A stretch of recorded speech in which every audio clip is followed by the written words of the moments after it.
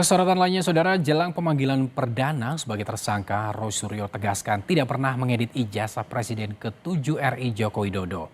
Roy juga mengajak 7 tersangka lainnya untuk tidak takut meneruskan perjuangan.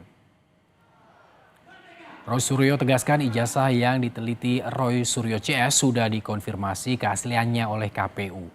Pada kesempatan ini, Roy Suryo kembali menegaskan jika ijazah Joko Widodo adalah palsu. Terkait dengan kasus pencemaran nama baik yang melibatkan dirinya, Roy Suryo mempersilahkan untuk bersama-sama bertarung di pengadilan.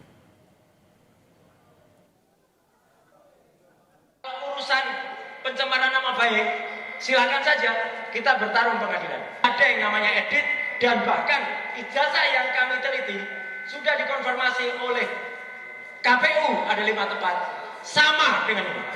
Jadi mana yang diedit? Tidak ada. Dan sekali lagi 99,9% ijazah ini palsu.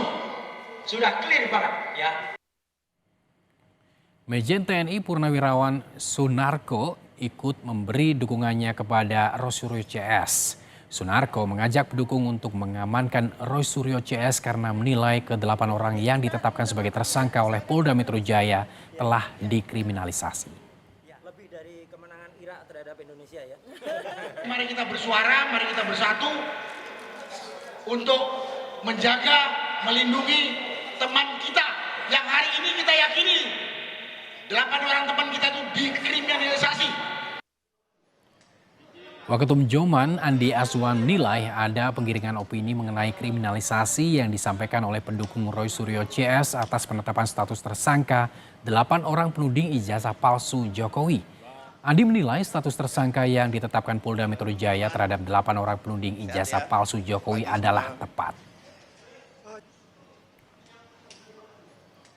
Bahwasanya banyak sekali penggiringan opini-opini yang ditujukan kepada Polda Metro Jaya, yaitu penggiringan opini mengenai kriminalisasi.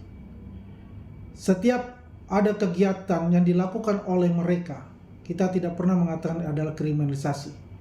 Semoga pada tanggal 13 nanti, pada hari Kamis, akan ada penahanan kepada mereka, sehingga tidak ada lagi penggiringan opini publik